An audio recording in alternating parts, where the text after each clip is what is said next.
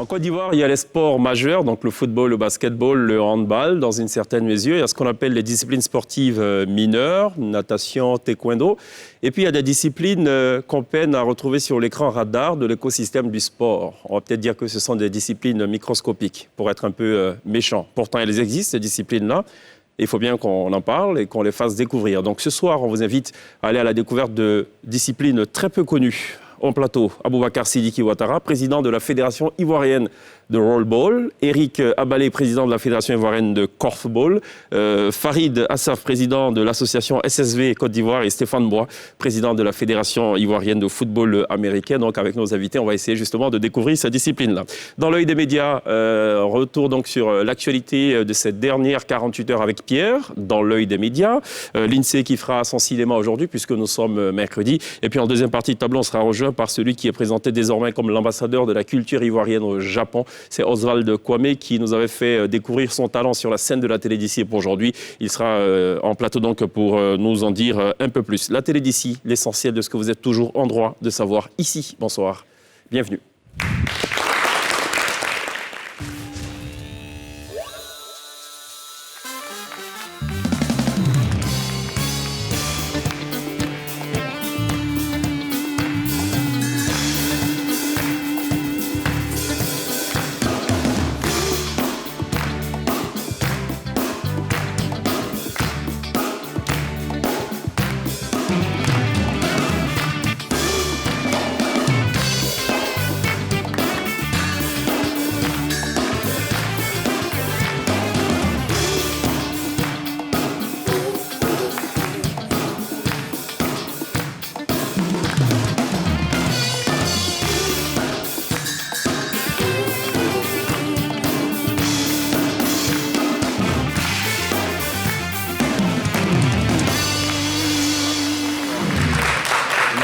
Vous faites toujours très bien de nous rejoindre dans la télé d'ici sur NCI, la première chaîne de télévision privée de Côte d'Ivoire, pour apprendre des choses que vous ignoriez ou des choses que vous saviez mais partiellement. Ce soir, on va parler justement de quelques disciplines sportives peu connues qui sont pourtant bel et bien pratiquées en Côte d'Ivoire. Aboubacar Sidiki Ouattara nous a rejoint. Il est le président de la Fédération ivoirienne de rollball. Bonsoir, bienvenue.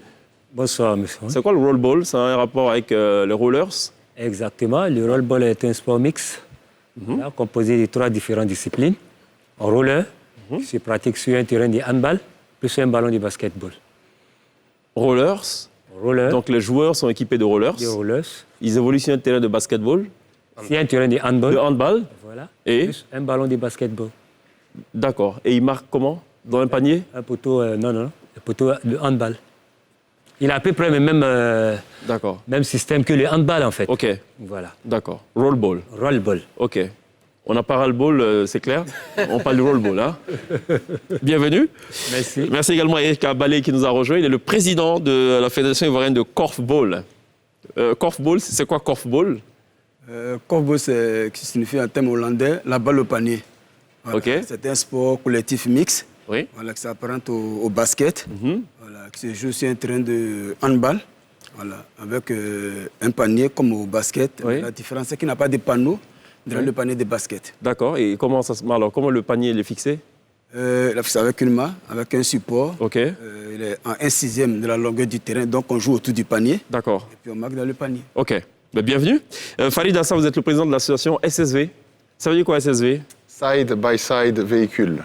OK. En français, véhicule côte à côte. D'accord, OK. Alors, il faut qu'on rappelle un peu ce que c'est, alors, cette discipline. C'est une catégorie de sport auto qui existe depuis plusieurs années, mais qui a été reconnue officiellement avant le Covid. D'accord. Donc, ce sont des véhicules qui ont des particularités un peu spéciales et différentes des véhicules qu'on peut voir en rallye conventionnel. Ça ressemble plus à des buggy, donc avec une suspension très impressionnante et capacité de franchissement hors norme. D'accord. Reconnu par qui? La Fédération internationale.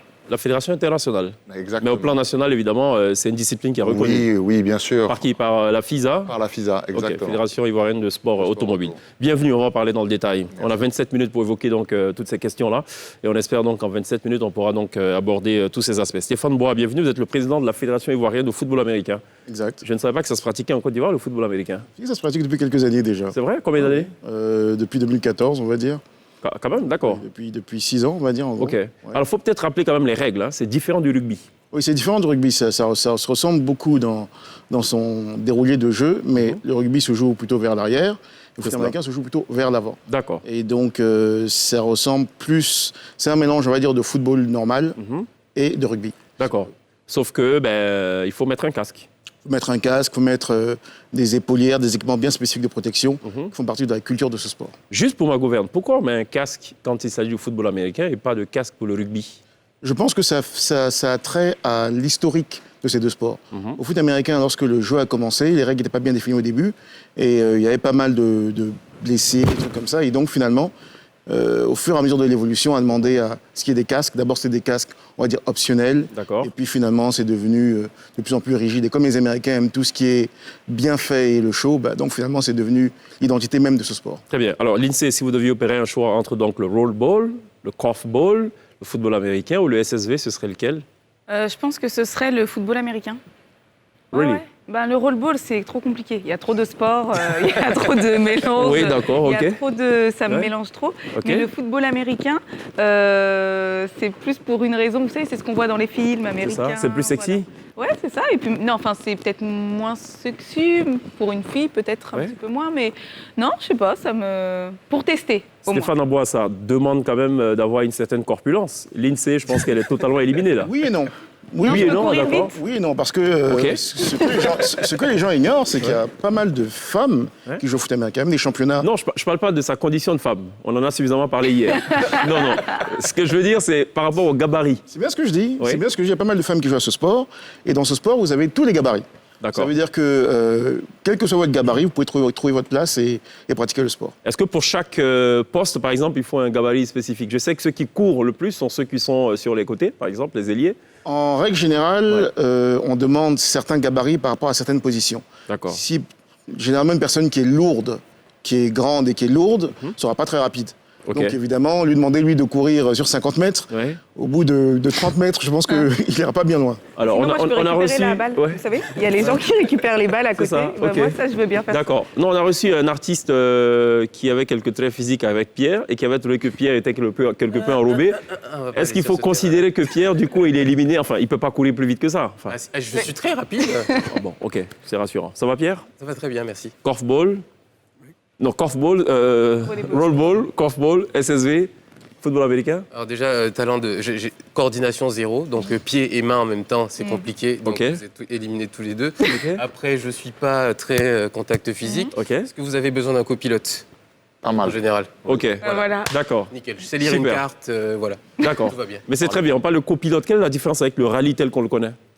Il n'y a aucune différence. Il n'y a aucune différence. Non, D'accord. le rallye, c'est un équipage, c'est mixte, comme avec mes voisins. C'est pilote, copilote et la voiture. D'accord. Donc il faut que les trois fonctionnent en même temps, dans la même direction, de façon synchronisée. Ok. Ça se joue, ça se court dans un espace prédéfini, conventionnel, ou est-ce qu'on passe sur un circuit plutôt large, ciel ouvert Alors il y a deux types de courses. Il peut y avoir ce qu'on appelle le top chrono, qui est en général un circuit sur une petite distance que l'on fait plusieurs fois, donc très facile à banaliser et à isoler. Et après il y a le rallye conventionnel, qui est une succession de spéciales, où on prend des chronos. Et là par contre, avec les localités, avec les autorités là où on se déplace, C'est cela. on se synchronise pour D'accord. pouvoir isoler ces endroits-là le temps que les véhicules passent. Ok. À quel moment on considère qu'on est le vainqueur d'une course? Quand on est le plus rapide et qu'on a franchi la ligne d'arrivée. D'accord. Ok. Est-ce qu'il y a la dimension chrono, timing par étape? Bien sûr. Ok. Alors, on n'est pas tous lancés en même temps, Ok. comme on peut le voir avec la Formule 1, où on a un départ en ligne avec un tour de qualification. La qualification, elle se fait et elle définit l'ordre de départ. Et il y a une première voiture qui part à un moment donné pour faire un parcours. Et 3 minutes après, il y a une deuxième voiture. D'accord. 3 minutes après, une troisième, et ainsi de suite. Et ce qui fait qu'on prélève sur chaque secteur le chrono, comme vous l'avez dit, et après on additionne tous les temps, et celui qui D'accord. a été le plus rapide, Comme une course normale. c'est ça. D'accord. Il y a combien d'adeptes de SSV en Côte d'Ivoire? Ah, aujourd'hui, nous sommes une quarantaine de membres dans le club. On a commencé réellement fin 2016, début 2017. Pendant 2 ans, on était 2, 3 équipages. Et depuis 2019, on est passé à une quinzaine d'équipages. D'accord. Les véhicules sont des véhicules importés tels quels ou est-ce qu'ils sont tunés localement? Alors c'est une nouvelle discipline. Donc on part d'un véhicule de série qu'il faut rendre viable pendant une course. Ok. Donc à partir de notre expérience, à partir de plusieurs choses, il y a certains points qu'on découvre dans la course qui sont faibles et qu'on améliore. D'accord. Localement. Pardon? Localement. Bien sûr. Ok. Oui, on a le savoir-faire en Côte d'Ivoire. On a été en Côte d'Ivoire les tout premiers à avoir inséré cette catégorie-là dans une compétition officielle sous l'égide de la FIA. D'accord. Donc, Fédération internationale d'automobile. Donc on avait intérêt à avoir les compétences et d'acquérir de l'expérience pour pouvoir le faire. Au plan africain, il y a combien de pays qui pratiquent cette discipline? Aujourd'hui, on peut compter l'Afrique du Sud. Enfin, on va dire l'Afrique de l'Est a vraiment un pas en avant dans le développement du sport auto par rapport à l'Afrique de l'Ouest, où la Côte d'Ivoire reste quand même à l'échelle continentale un leader incontesté du sport automobile. D'accord. C'est bon de le savoir. Alors on va se tourner du côté donc du rollball. Il y a combien de comment dire, De pratiquants? de pratiquants, ouais, En fait, de rollball en Côte d'Ivoire? Bon, là, en rollball, déjà, nous sommes jusqu'à plus de 22 clubs. Hein. 22 clubs 22 clubs. répartis sur l'ensemble du territoire Sur l'ensemble national. du territoire national. Ok. Et un club compte combien de membres? Il faut combien Composé de 12 athlètes, 6 de part et l'autre. D'accord. C'est-à-dire 5 sur le champ et plus le gardien qui fait 6. D'accord. Il y a une fédération qui chapeaute tout ça? Exactement. Ok. Est-ce que vous êtes affilié à une sorte de fédération internationale ou africaine? Exactement. Et en 2017, nous avons déjà participé à la compétition, à la Coupe du monde du rollball. Ok. Et sur 45 pays, la Côte d'Ivoire a été classée 6e. Ok. Donc, merci. Là, je pourrais dire aujourd'hui, la Côte d'Ivoire est le pays le plus organisé en Afrique au niveau international. D'accord. Donc, Elle existe depuis combien de temps, cette fédération? 5 ans. Et l'idée part de qui ou de quoi? L'idée de création de cette oui, discipline? c'est venu, en fait, par un certain...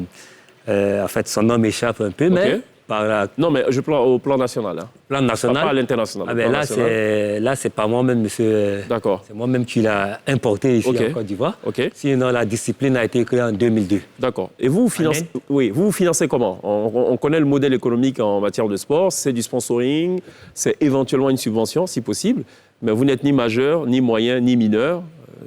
Donc, comment vous financez? Bon, pour le moment, tout se fait à fin propre. Hein. D'accord. Dieu merci, le mois dernier, nous avons quand même pouvoir obtenir notre agrément et la délégation des pouvoirs. Auprès de qui? Auprès du ministère des Sports. Ok. Et la délégation du pouvoir qui a été signée par le président de la République, monsieur, son Excellence, monsieur Alassane Dramane Ouattara. D'accord. Korfball. Oui. Alors, discipline mixte aussi, vous l'avez dit. Combien de participants? Ça existe depuis combien de temps? Et est-ce que vous êtes reconnu par le ministère des Sports, comme c'est le cas depuis quelques temps pour rollball?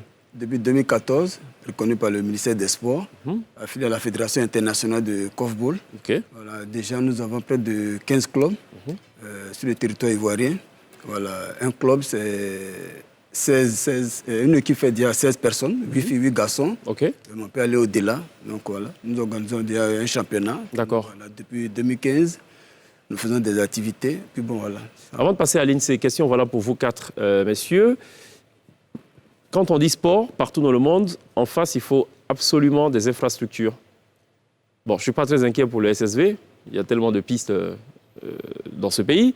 Par contre, rollball, korfball, football américain, est-ce que vous disposez d'infrastructures pour pouvoir vraiment pratiquer ce sport? Je pense que c'est une des difficultés qu'il y a dans le sport ivoirien en règle générale, quelles que soient les disciplines d'ailleurs, à part peut-être le SSV et le rallye qui, justement, parce que par leur spécificité, ont d'autres réalités. Mais les infrastructures font défaut en Côte d'Ivoire, ce qui fait que très souvent, pour les entraînements, chaque équipe a, je veux dire, à son fief et son lieu d'entraînement, mais pour les compétitions, il faut pouvoir trouver des terrains qui sont disponibles. Donc nous, par exemple, au foot américain, on essaie d'en trouver autant que faire se peut, parfois à Bingerville, parfois au campus de Cocody. Sur des terrains de football. Oui, en fait, on prend des terrains qui existent et on les trace, tout simplement. OK. Ben, là, nous, à notre niveau, je pourrais dire, nous n'avons pas trop de problèmes d'infrastructure, vu que déjà, la discipline, ça se pratique sur un terrain de handball. OK. Donc, du coup, la différence, c'est le tracé. Vous squattez des terrains de handball. Voilà. Korfball? Mais je pense que c'est la même chose. Hein, voilà. Mais vous ne le faites pas nuitamment, vous ne vous cachez pas pour aller le faire. Non, non, non, non. Ben, vu que les tracés n'ont pas le même tracé, là. Oui, OK. Le tracé, là, et au niveau des poteaux, D'accord. il y a juste une petite différence. OK. Celui des handball est un Donc, peu plus vous, c'est large. pas compliqué. Korfball, pareil, pas de complications? Oui, non, c'est bon pas de complications. Pas de D'accord. complications. Parce que je suis un train d'handball. Ok. Les poteaux, on les déplace, on vient les positionner, puis voilà. OK. Moi, je voulais revenir sur le rallye. Hors antenne, vous m'expliquiez tout à l'heure que le rallye était très pratiqué il y a quelques années, du temps d'Houphouët-Boigny. Dans quel cadre et pourquoi est-ce que cela n'a pas perduré dans le temps? Beaucoup de questions et j'ai peut-être pas toutes les réponses. Moi, je suis rentré dans le rallye en 2016 et avant, j'étais de l'autre côté, c'est-à-dire opérateur mécène qui soutenait le rallye. Après, la Côte d'Ivoire a été, à l'époque du Bandama, la dernière étape du championnat du monde des rallyes. Donc en Côte d'Ivoire, on avait tous les grands constructeurs, pour en nommer 2 ou 3 si on a le droit, Mercedes, Peugeot, avec des pilotes qui venaient et les titres se jouaient, le championnat se jouait la plupart du temps en Côte d'Ivoire. Donc la Côte d'Ivoire a fait longtemps partie de ce paysage-là, était longtemps sous les projecteurs dans le sport auto. Et si on veut remonter encore plus loin, l'origine du Paris-Dakar, c'était le Nice-Abidjan. Donc il y a une culture du sport auto en Côte d'Ivoire qui s'est altérée avec le temps. Maintenant, on essaye, avec des catégories comme le SSV, de la dynamiser, de montrer qu'il y a un côté fun, il y a un côté accessible, spectaculaire, parce que c'est vrai qu'on va dans des pistes, même si on n'a pas on a besoin de terrain d'entraînement, et que c'est pas, à l'heure actuelle, aujourd'hui, quelque chose qui est démocratisé. On le fait vraiment de façon individuelle. Et d'ailleurs, si on nous entend, on aimerait bien avoir des endroits dédiés. Où on peut installer de la sécurité à moyen et long terme. Et donc, pour revenir à ce que je disais, avec cette catégorie-là, on essaye justement, dans les pistes où on part, voilà, de démocratiser ce sport par son coût. Son coût d'approche est très intéressant. On est en deçà du tiers de ce que peut coûter une voiture à l'année en entretien et en suivi. Et pour plus de fun, parce qu'il y a peut-être 6-7 courses dans l'année. Donc ça fait sortir une voiture de rallye 6 ou 7 fois, alors qu'un SSV, on peut presque autant faire une course qu'aller acheter du pain avec. Donc voilà, c'est assez spectaculaire dans les villages où on passe ou dans les villes comme Gagnois où on a énormément de supporters, Yamoussoukro qui nous soutiennent à chaque fois que l'on se déplace. Il y a un engouement réel, donc il y a quelque chose à creuser encore.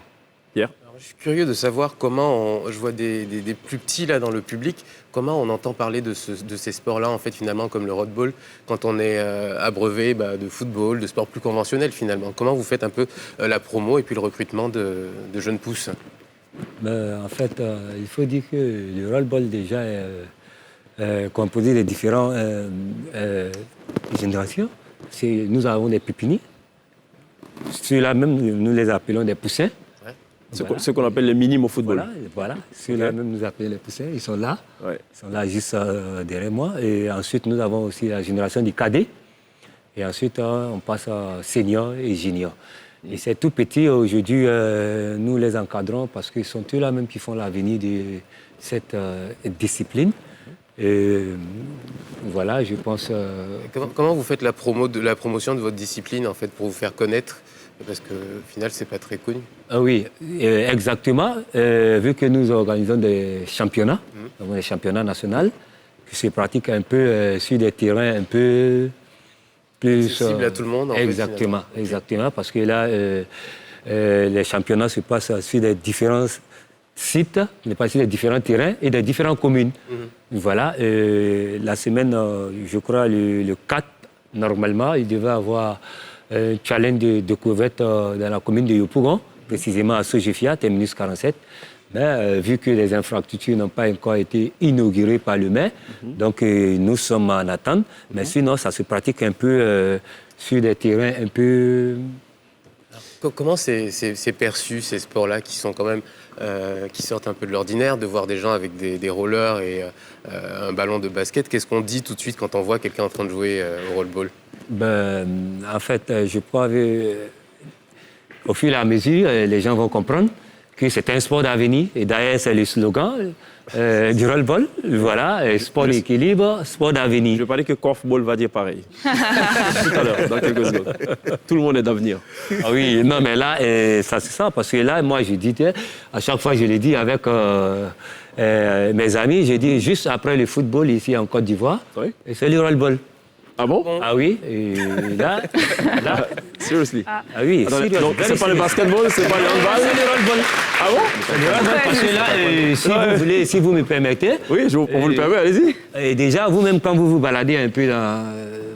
Oui, on voit les voyez des rollers sans jeunes ville pour distribuer des qui sont là, prospectus et publicitaires. Ces jeunes-là, ce Oui. sont des jeunes licenciés Oui, au sein de notre fédération. d'accord. Ce sont Ok. des jeunes licenciés qui sont dans des différents clubs. Ok. Bon, Et combien coûte une licence? voilà, vu que Pratiquer du déjà rollball. la discipline est encore jeune, la licence rollball, elle est à 2000 francs. D'accord. Oui, J'ai une là, question. Je suis Ok. à plus de 3400 et quelques licenciés. Donc, D'accord, du quand coup, donc, il faut quand même... D'accord. Quel est le sport le plus dangereux de vous quatre? Il y a une Stéphane voulait, petite battle. non, en Stéphane fait. voulait réagir. Il y a une petite. Il voulait réagir, mais je pense qu'il a freiné un peu. Il s'est dit attention à ce que je veux dire. Je dirais foot américain, parce que nous, on a un sport de contact, par essence. Ok, Déjà. d'accord. Par essence, c'est un peu comme les sports de combat, le taekwondo ou tous les sports de contact et entre guillemets de combat. Bon, nous, on n'est pas un sport de combat, mais de contact. C'est tout comme. Oui, bon, si on veut. Quoique le but est d'éviter le contact, justement. Ok, bon, donc dans le top 4, ouais, donc en premier le football américain, en deuxième position, le plus dangereux. Je mettrais le SSV en dernière position. Ou je pense aussi, ouais. Ah ouais? Ah bon? Oui. Quoi Oui. Mais non. Si, si. Oui, c'est. Ben écoutez, il y a une piste, il faut aller tout droit, c'est tout quoi. Mais imaginez, il y a quelqu'un qui sort de la piste. Pas forcément Quelqu'un tout marche Bon, la probabilité que quelqu'un Voilà. marche. Non, bah, par sur exemple, la piste. quand vous prenez votre voiture, vous Ouais. tous, quand vous prenez votre voiture et que vous montez à Yamoussoukro, vous roulez à une vitesse de 120 et 130 km/h en moyenne sur une autoroute, avec juste une ceinture, Et c'est limité à 110 normalement. par exemple. Par exemple. C'était pour donner un exemple. Vous êtes juste avec une ceinture. C'est ça. Nous, comme on peut le voir sur les images derrière, on a une combinaison inufigée, pardon. On a un anse, on a un casque, on a une ceinture 6 points qui nous maintient complètement, un siège baquet. On est sur des normes internationales de sécurité qui sont très élevées. Ce qui fait que, bon, c'est vrai que on va toucher du bois, on le souhaite à personne, mais on aurait, je pense, moins mal en faisant une sortie de route que sur une voiture classique. D'accord. Elie Kabalé, c'est dangereux ou pas le korfball? Non, pas du tout, pas du Non? tout. C'est un sport non violent. Parce que déjà, à la base, quand l'autre a la balle, tu n'as pas le droit de lui arracher le ballon, tu n'as pas le droit de taper la balle. Il faut le laisser passer. Voilà, il faut juste l'empêcher de développer le jeu. Ok. Voilà, donc du coup, tu ne dois pas l'attraper, tu le D'accord. laisses jouer librement, mais tu l'empêches de... Ça, c'est ce que dit la règle. Sauf qu'il y a des fautes, c'est pour ça qu'il y a un arbitre. Non, Je suppose oui, qu'il il y a un arbitre. voilà, pour respecter les règles. Ok. De quoi est-ce que vous avez besoin? On a déjà une idée de ce dont a besoin Farid. Bon, il l'a dit.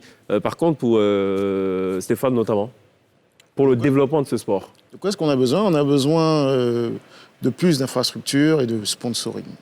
D'accord. C'est vraiment ça. En fait, il y a un engouement auprès de la jeunesse et auprès de populaires. Déjà, lorsqu'on organise des événements, il y a toujours des gens qui sont très curieux d'abord de voir ce que c'est, parce que c'est toujours spectaculaire de voir cela. Et les jeunes eux-mêmes, dès qu'ils rentrent dedans, on a des minimes, par exemple. Eux, on a du mal à les faire stopper quand on fait un entraînement parce qu'ils adorent. C'est vraiment l'accompagnement. Mais ça viendra parce que comme on est tout neuf, on est tout nouveau, donc logiquement, ça prend du temps de mettre ces choses en place. D'accord. Stéphane, Exactement. c'est bon pour Stéphane. Sidiki, vous avez besoin d'espace de jeu? Au niveau de l'espace, là, nous n'avons pas... D'accord. Mais là, ce que nous demandons, c'est juste un accompagnement, c'est-à-dire le sponsoring.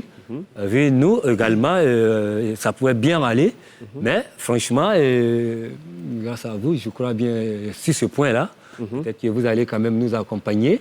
Parce que là, si vous me permettez, vous voyez, tout à l'heure, j'étais en train de vous expliquer, nous avons des jeunes qui distribuent des flyers. D'accord. Par contre, nous avons déjà la délégation du pouvoir du ministère. Nous avons un agrément qui condamne ce système. Ah bon? Par contre, il y a des entreprises qui en profitent de ces jeunes licenciés, qui les exploitent en faisant de la publicité. Donc, juste nous, à notre niveau, c'est une manière d'attirer l'attention de certaines entreprises. Non, mais non, je pense qu'il faut faire la part des choses. Ce sont des licenciés, donc des partis, enfin, Exactement. des sportifs. Ah, ils n'ont pas le droit de faire autre chose? Bon, là, selon notre condition, Oui. si quand même une entreprise doit viser un Elle doit passer par elle doit vous. forcément passer par la Ah, fédération. ok, je comprends. Voilà, Bon, donc ça, vous nous, allez- à notre niveau, aujourd'hui, c'est une manière pour nous de pouvoir attirer l'attention des... Ok, et Eric qui sourit? Pourquoi? Vous êtes victime de ça aussi? Non, non, non, pas, Vous siphonnez vos joueurs, vos... Non? non, pas du tout. Pas du D'accord, mais vous avez besoin de quoi, vous, alors, pour le développement de tout. cette Qui parle de discipline? développement, pas de moyens. Qui parle de moyens, comme je dis, pour développer, il faut quand même de la communication, il faut être visible un peu partout. Je pense que comme vous avez commencé, je pense que ça va nous aider. D'accord. Voilà, ça va nous aider parce que quand tu t'entraînes ou bien quand il y a des compétitions, il n'y a pas de couverture médiatique, il y a plein de choses qui manquent. Je pense que le développement ne peut pas... Si ça se trouve, c'est peut-être parce que les médias même ignorent votre existence. Oui, non, mais aujourd'hui, vous nous avez contactés. Absolument. Nous sommes là. D'accord. Donc je pense que si vous nous demandez s'il y a des compétitions, vous pouvez partir aussi et puis filmer. D'accord, on va vous Je vais demander. montrer à ceux- Il n'y a sur pas la de problème. Vous nous télévision. direz Ça, ça va donc partir du développement. votre agenda à l'année, si possible. Comme ça, on va voir comment on peut gérer ça. On va marquer une pause pour un peu s'intéresser à l'actualité au travers donc des yeux des médias, ou devrais-je dire au travers des yeux de Pierre. C'est l'œil des médias, juste après le jingle.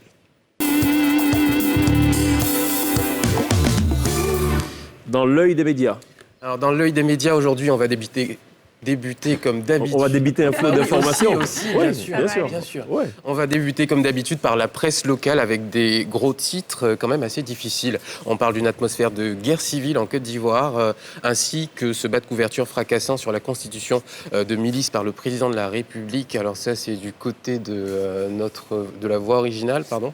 Le quotidien d'Abidjan tire à boulet rouge sur la mission de la CEDEAO en visite à Abidjan, ainsi qu'un rappel des récentes attaques par des individus armés. Une couverture sensiblement similaire du côté du nouveau réveil. Chez le Patriote et Le Jour, on parle plutôt de dons, de promesses et d'appels au vote pour le président sortant et candidat du RHDP. Et Fraternité Matin va jouer la carte de la parité avec une couverture consacrée aux propositions des deux candidats qui continuent l'aventure électorale, Kouadio Konan-Bertin et le président Alassane Ouattara.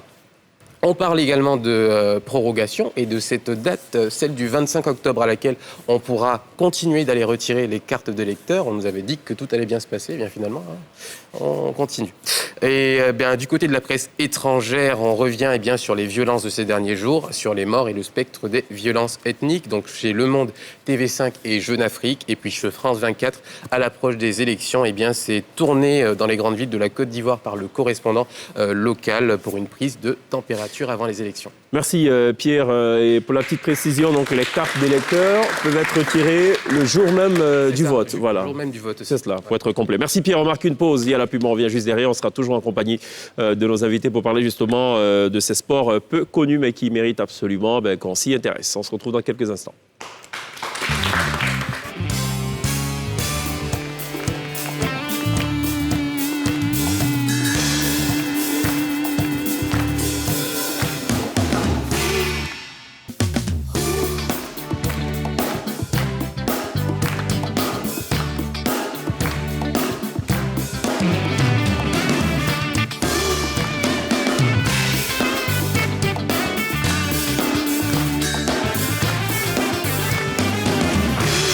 Ce soir, dans la télé d'ici sur NCI, les sports peu connus, on a le rollball, on a le korfball, on a le SSV, on a aussi le football américain. Alors, le football tel qu'on le connaît a la particularité de susciter de la passion. C'est-à-dire que quand on regarde le football, on rêve.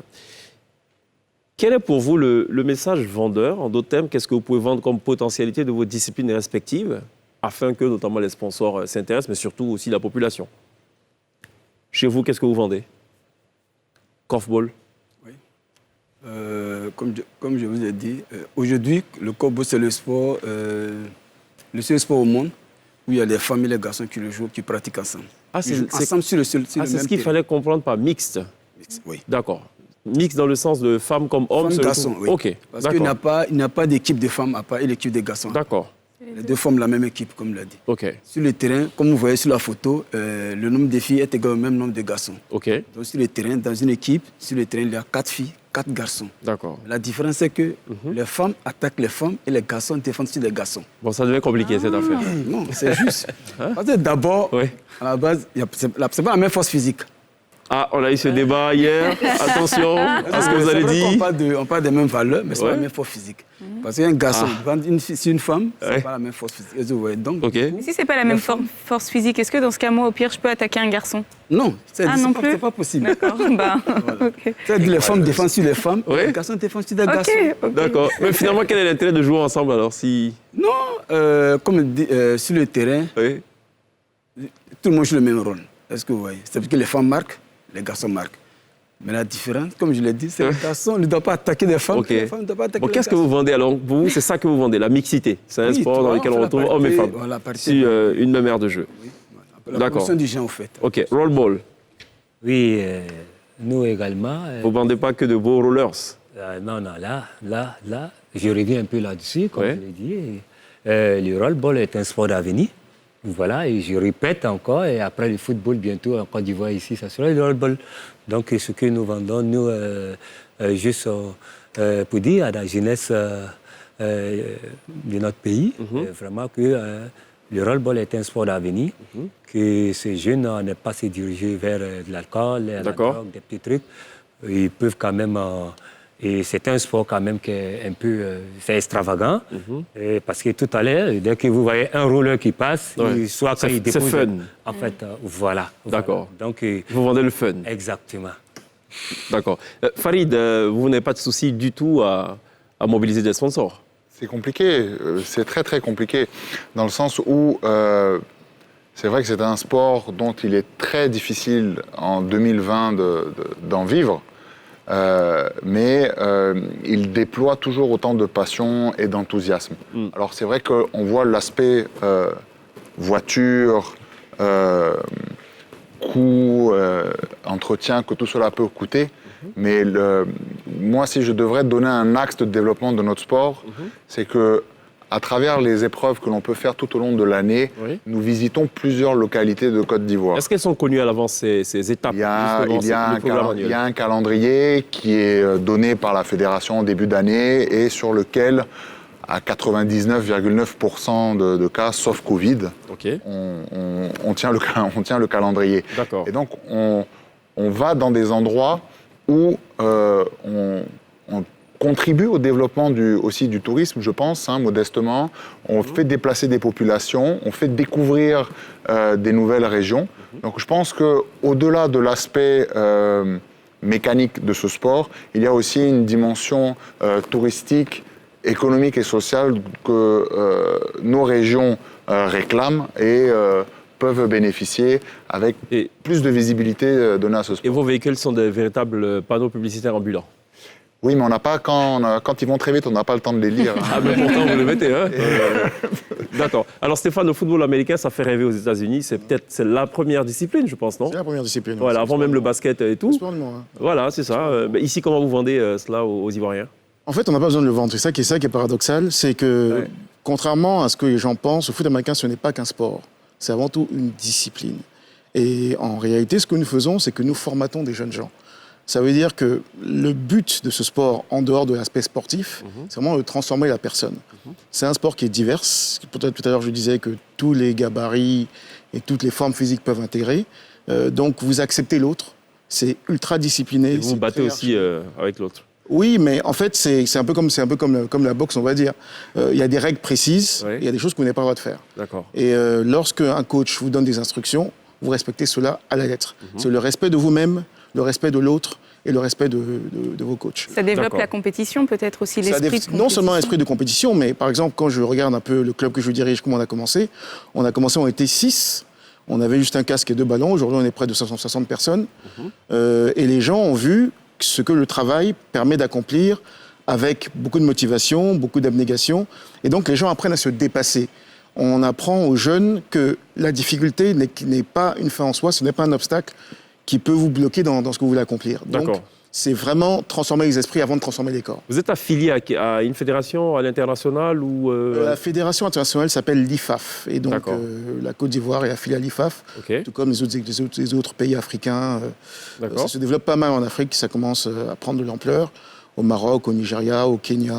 Et quelle est la place de la Côte d'Ivoire sur le La continent? Côte d'Ivoire est pas mal placée quand même. On est assez bien lotis. D'accord. On a assez bien lotis. Il y a... L'Égypte est numéro 1 pour l'instant. Mhm. Ils ont un championnat qui est assez relevé. L'Égypte, le Kenya, le Maroc, la Côte d'Ivoire, c'est, on va dire, si je devrais prendre les 4 nations de tête, ce serait ces nations-là. Donc la Côte d'Ivoire est peut-être dans le... On est quand même, c'est naissant, Oui, mais on est quand même pas mal développé. dans le top 10 peut-être? Dans le top 5. Dans le top 5, ah carrément. D'accord. Dans le top 3. Sans... Top 3, ok. Top 3. Et à l'échelle mondiale?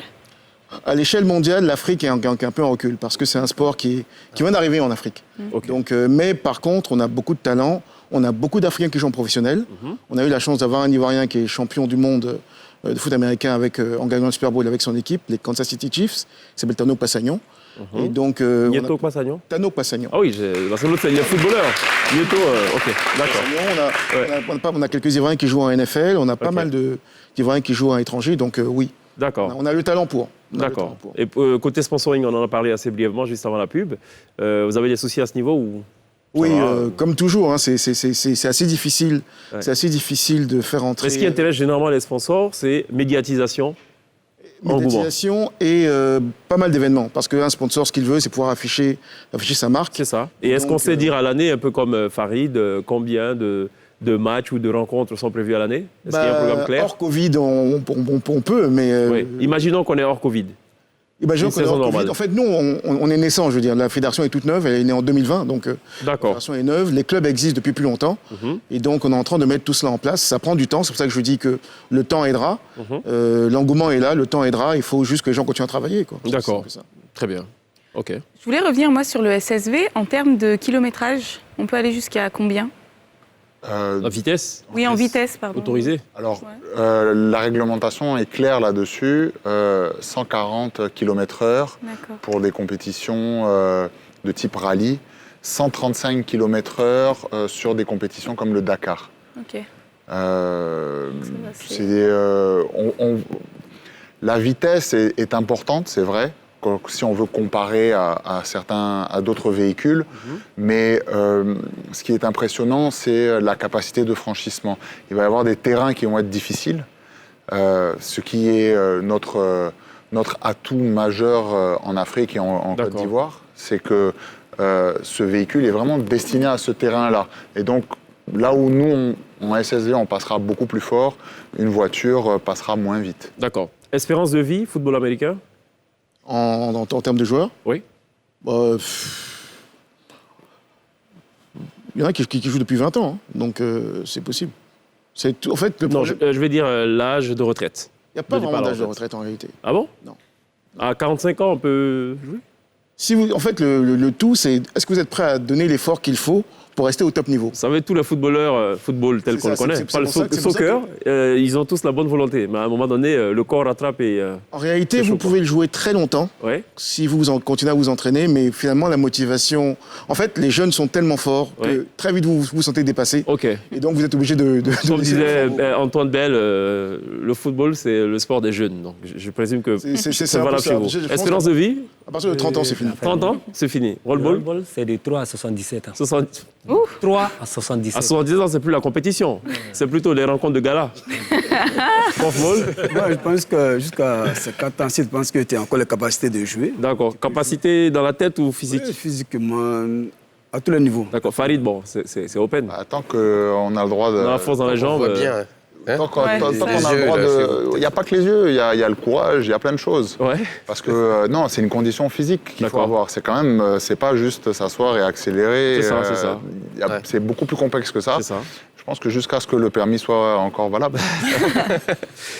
Merci d'être passé, Sidiki. Merci également à Eric, à Stéphane, à Farid. Merci à l'INSEE et à Pierre. Mais c'est pas fini. On sera rejoint par Oswald Kwame tout à l'heure en plateau. Voilà, non pas sur la scène cette fois, mais en plateau. C'est un peu celui qu'on présente comme l'ambassadeur de la culture ivoirienne au Japon. En tout cas, depuis 7 ans, il y est établi. Et il a notamment réussi l'exploit de faire chanter de grands classiques de la musique ivoirienne par des Japonais. On le retrouve, sinon il nous rejoint dans quelques instants, juste après la pub.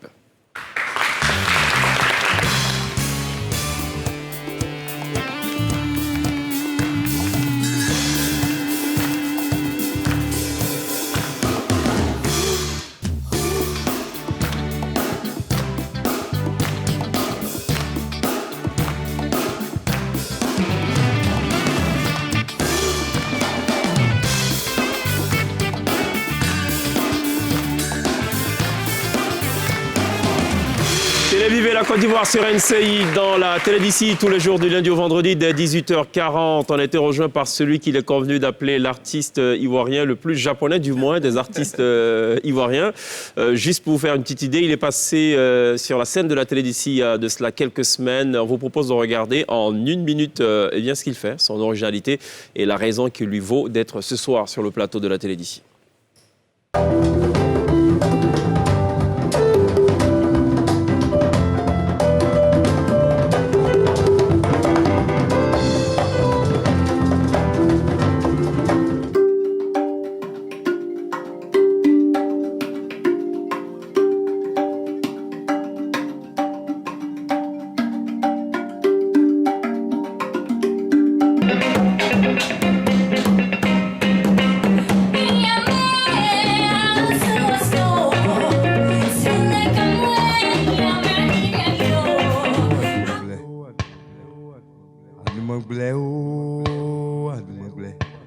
Bakatio, Bakatio, Bakatio, Bakatio,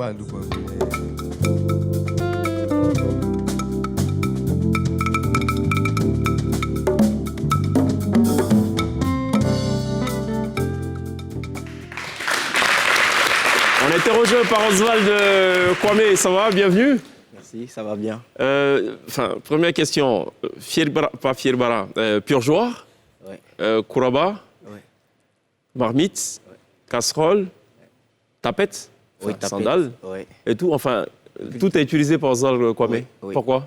Tout est musique. Tout est musique parce que pour moi, tous ces objets constituent un facteur de rassemblement. Ah bon? Déjà, oui, déjà un facteur de rassemblement. Pourquoi est-ce que le pur joie rassemble? D'accord, je reviens. Elle est fière, là. sur quelque chose, vous voyez. Pour moi, c'est peut-être une cohésion sociale aussi parce qu'on utilise pur un peu joie partout. Oui.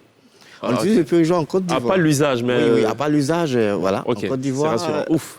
dans d'autres pays, c'est utilisé. Donc, je me dis que c'est quand même un facteur de rassemblement entre griffes. D'accord. Et voilà, et c'est des objets qui sont quand même, qui ont des sons typiques, Ok, voilà, qu'on ne retrouve pas partout. d'accord. Donc, il fallait peut-être valoriser, faire ressortir ces sons-là dans un milieu bien donné. Ouais. Voilà. Est-ce que ça vous dit quelque part que, en fait, finalement, il n'y a rien de conventionnel dans la musique? Tout Oui, peut... pour moi, oui. Tout concourt à la musique? Oui, oui, tout concourt à la musique. D'accord. Tout est musique, Ok. en fait. Moi, on n'existe pas de bruit. Chez moi, tout son est musique. D'accord. Ça a commencé quand, cette folie? Enfin, Cette recherche musicale. Oui, cette recherche musicale a commencé depuis l'âge de 7 ans. ok. Oui, 7 ans. C'est déjà venu par maman qui, à chaque moment, pliait le foutou. Ok. Il y avait des jurys. Des tamis et tout. Ouais, des choses comme ça. Donc, Ouais. j'étais plutôt intéressé à ce petit son qui était chaque jour qui nous réveillait le matin, D'accord. l'après-midi. Mhm. Donc, automatiquement, j'ai eu un petit hic. D'accord. J'ai dit, mais, c'est quelque chose qu'il fallait quand même valoriser. D'accord. Et puis, j'ai...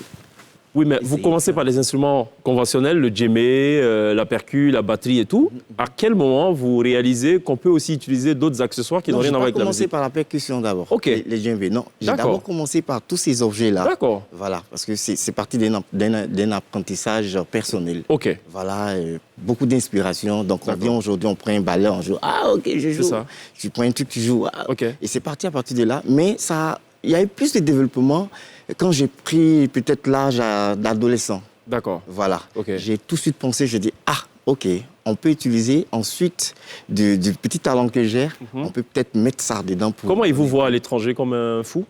Un fou, un sorcier, Pour l'instant. un petit génie, Ok. un gars qu'on ne contrôle pas. D'accord. Le monsieur qui est toujours en train d'être, au fait, qu'on ne peut pas discerner. D'accord. Voilà. Donc c'est comme ça. Ok. Pourquoi le Japon? Vous faites rayonner la culture ivoirienne au Japon. Pourquoi avoir décidé de vivre au Japon et de faire rayonner également la culture ivoirienne? D'accord, je ne vais pas être trop long, je vais être très court. Le Japon d'abord était un continent quand même au niveau de l'Afrique, on ne connaissait pas le Japon. Bon, on allait tous en France, aux États-Unis, tout ça. Mais je me suis dit, mais pourquoi ne pas exporter notre culture ailleurs, hors de notre continent, genre le Japon. Donc l'Asie déjà, mais j'ai commencé par le Japon, qui était peut-être le premier facteur un peu plus facile pour moi. Voilà. Vous êtes parti spécialement pour la musique au Japon? Spécialement pour la musique, pas une structure autonome. Mais au-delà de ça, il y a une continuité familiale et tout s'est créé. Donc voilà. Quel est le projet à terme avec l'usage de ces instruments? Est-ce que vous ambitionnez par exemple de monter un orchestre 100% instruments atypiques? Oui, 100% instruments atypiques, pourquoi pas. Mais beaucoup international, disons panafricain, international, avec chaque continent. C'est-à-dire on prend les Japonais, on prend les Européens, on prend les Africains. Chacun vient avec un objet ou un instrument atypique. D'accord. Disons, si vous avez l'habitude d'utiliser seulement que le verre, vous venez avec le verre. Si vous avez l'habitude d'utiliser seulement que des fourchettes, vous venez avec tout ça et on crée un orchestre vraiment très, très, très harmonique. Alors, de loin à l'observation, ça donne l'impression d'être une sorte de désordre, mais en fait, c'est un désordre organisé, parce que vous respectez parfaitement les gammes, les notes de musique. Effectivement, parce que moi, je dis en musique, il n'y a pas de désordre. D'accord. Voilà. Tout dépend de la personne qui exploite.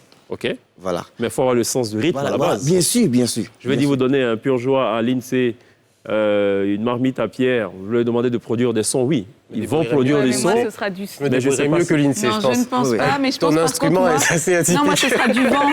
Mais non, ce sera du vent. Tu sais, parfois, dans la poire, c'est un souffle, non? Oui, oui, ça, on confirme. Ouais, pur joie, vent, on est sur la même longueur d'onde, oui. Oui, mais cela dépend du contexte. Elle peut prendre juste un truc et puis elle se dit, moi, je suis en train de juste faire ça comme ça.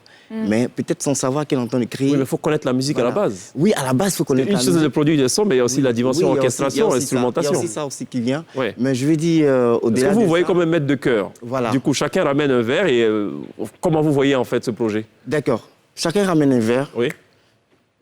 Je donne la possibilité à chacun de jouer ce qu'il peut jouer. OK. Donc, automatiquement, dans le vide, on entend tout un bruit. D'accord. On peut faire quelque chose là? Il n'y a pas de souci. Bon, j'ai un stylo. Alors, Pierre va utiliser son mug. Non, le mug, avec le doigt, comme ça. OK. Voilà. Et Tout ce moi que vous voulez. L'INSEE, ça sera. OK. Voilà, utilisez tout ce que vous voulez. OK. Et vous êtes le chef d'orchestre. On y va. Et vous, qu'est-ce que vous faites, Ça l'INSEE? souffle. Ah non, ou alors moi, je bois, mais je fais du bruit en buvant. Voilà, d'accord. Comment on peut voir ça Comme donne? ça. OK. Bon. D'accord. Et vous, qu'est-ce que vous faites? Et vous, qu'est-ce que vous faites? Je m'en suis mis partout. D'accord. Donc, on a Voilà. 3 valeurs qui sont là, C'est ça. présentement devant nous. C'est ça. Je vous dis, allez, les gars, on joue quelque chose. Faites Ok. ce que vous voulez. On a juste 30 secondes.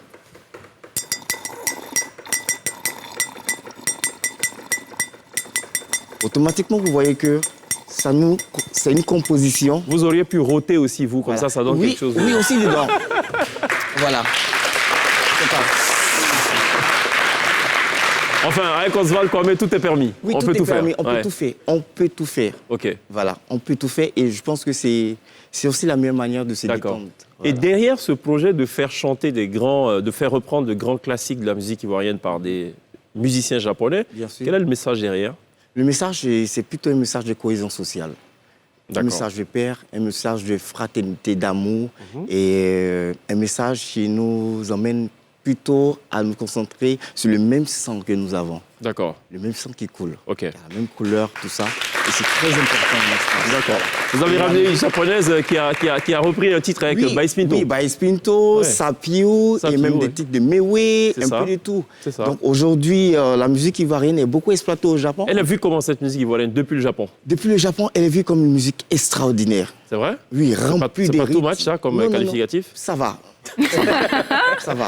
Ça va. Parce que si vous voyez que les Japonais arrivent à s'exprimer dans nos langues, Ouais. écoutez un peu, là, il y a déjà un travail qui est déjà fourni. D'accord, très Au bien. niveau d'abord. Est-ce qu'on peut s'imaginer voir Oswald Kwame avec ses instruments dans de la musique afro-cubaine, par exemple? Bien sûr. OK. Ça peut donner quelque chose de potable? Tranquille. Tranquille? Oui. OK. Bon, Lindsay va nous parler de musique afro-cubaine.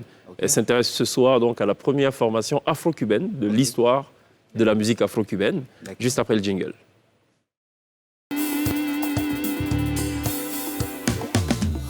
Lindsay qui fait son cinéma ce soir. Aujourd'hui, on voyage. Après avoir fait des bruits avec son verre.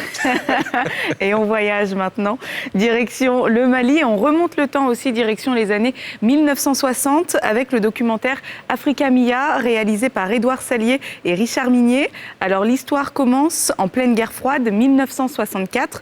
10 musiciens maliens débarquent dans la Havane de Fidel Castro pour y étudier la musique et ils deviennent le premier groupe afro-cubain de l'histoire, les Maravillas de Mali. On regarde.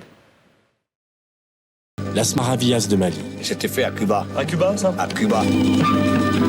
C'est le seul groupe qui soit envoyé à l'extérieur pour apprendre la musique. Fidel, il est venu vous voir. Il est venu comme ça vers 2h du matin. En fait, c'est le Tché qui a fait l'interprète. Qui a fait l'interprète. Ah ouais, ouais, nous. Et là, le premier groupe africain afro-cubain était né. Et ce groupe d'étudiants maliens devient tout d'un coup l'emblème des relations entre Cuba et l'Afrique. J'avais beaucoup de cheveux, mais les cheveux ont fait comme ça. Il a été une explosion dans le monde, et particulièrement en Afrique.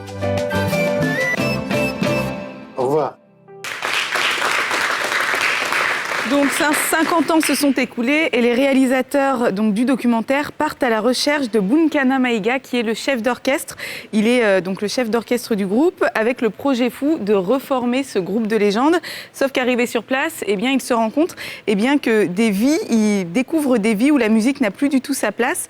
Les membres qu'ils parviennent donc à retrouver se replongent avec beaucoup de plaisir dans leurs souvenirs. Et puis l'avantage de ce documentaire, c'est qu'il se penche sur un pan de l'histoire dont on connaît peu.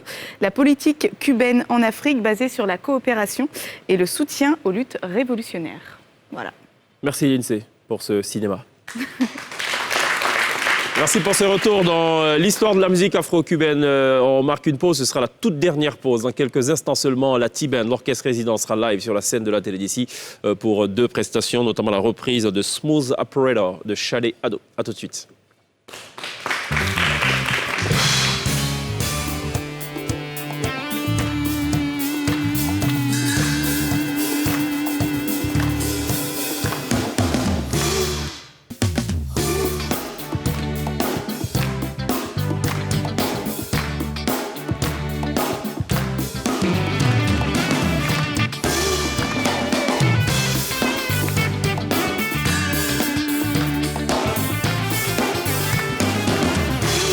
Toujours très bien de nous rejoindre dans la télé d'ici pour le tout dernier virage de cette entrevue consacrée pour la première et la deuxième partie à des sports donc peu connus, le rollball, le korfball, le football américain et le SSV. Et pour sa toute dernière partie, donc un artiste qui se fait ambassadeur de la culture ivoirienne au Japon, c'est Oswald Kwame qui nous a fait la gentillesse d'être avec nous ce soir et qui a une actualité. Je vois un CD là posé. Qu'est-ce que c'est ? Oui, en fait c'est un CD qui est sorti, voilà. L'album est sorti il y a peut-être 6 mois de cela, 1 an. D'accord. Voilà. Donc, il y a Fangui qui dit grâce à Dieu. OK. Voilà. Donc, c'est un album. Dans quelle langue? En Tagbana. En Tagbana, d'accord. Voilà. Donc, c'est un album de 7 titres. D'accord. Voilà. OK. Il paraît que les Tagbana, quand ils ont l'argent, ils deviennent baoulés. Là, je ne sais pas. Ou quand ils prennent de l'âge, ils deviennent baoulés. Il faut que je vérifie. Oui, bon, il faut vérifier là. D'accord, OK. Très bien. Sur la pochette, on a l'impression de voir fait la Nicolas Pokuti, quand même. Hein? Torse nu avec... Oui, au fait, c'est juste... C'est quoi le projet de se dénuder de la sorte? Juste remontrer... Montrer le corps africain? Voilà, la valeur africaine. La valeur africaine? Voilà, parce qu'on a tout ici. Hein. On a tout. On a tout là. Oswald Kwame, merci d'être passé par la télé d'ici. Merci à Lindsay, remercie à Pierre. On n'oubliera pas évidemment de remercier les jeunes d'Ouvrier du Canal, l'équipe de rollball, l'équipe de korfball et évidemment les athlètes, donc les sportifs du Riviera Golf Golden Eagles qui nous auront accompagnés tout au long de cette émission. Et on vous laisse en compagnie de l'orchestre résident, la T-Band, qui nous reprend ce soir 2 titres live sur la scène de la télé d'ici. Shade Ado, Smooth Operator et Justin Labille, j'ai déposé les clés. Nous, on dépose les clés en tout cas pour aujourd'hui. On se retrouve demain. D'ici là, take care, la T-Band, right now.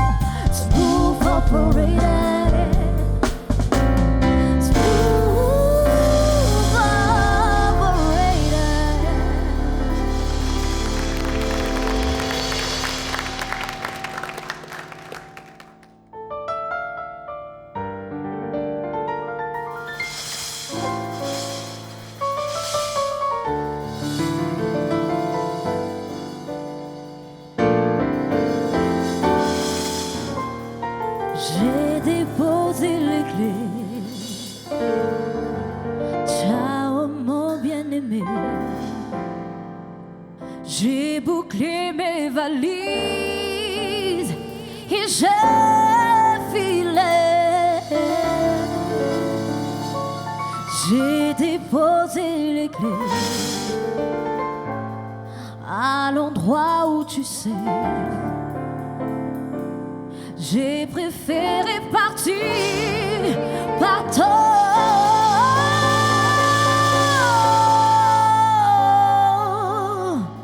de moi.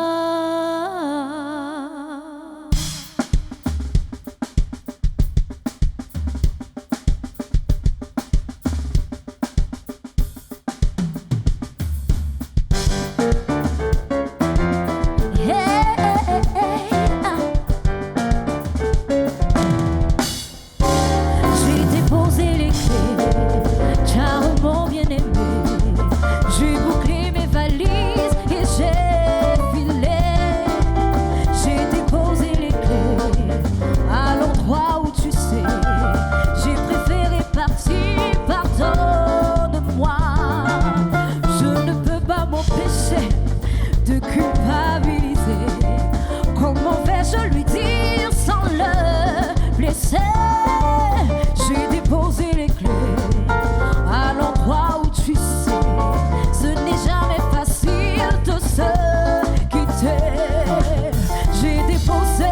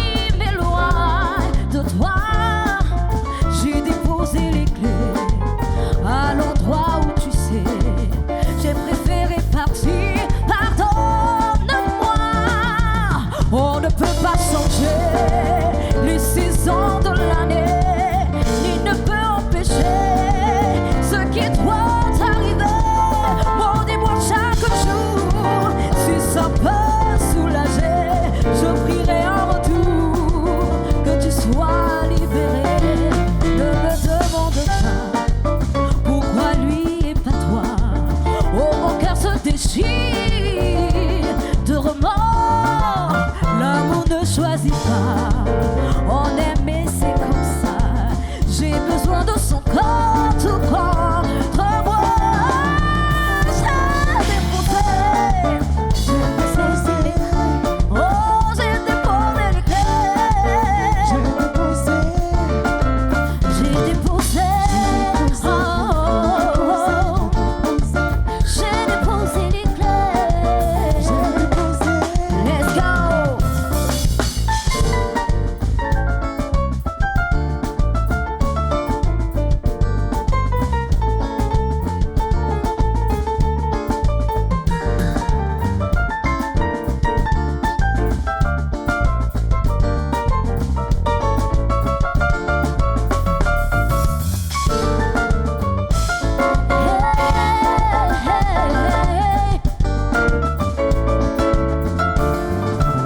J'ai déposé les clés, j'ai déposé les clés, j'ai déposé les clés à l'endroit où tu sais.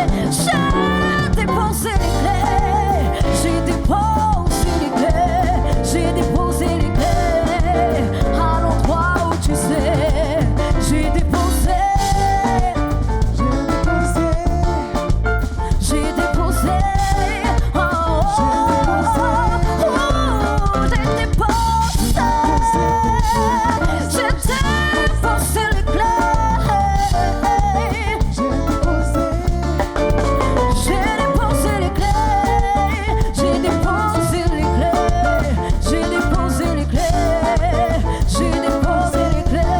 Oh, déposé les clés, moi j'ai déposé les clés, les clés. J'ai déposé. Merci beaucoup. Bravo. La Tibane, merci de l'applaudir. Elle a déposé les clés, on dépose les clés. Bravo, good job. Ça va? Ouais.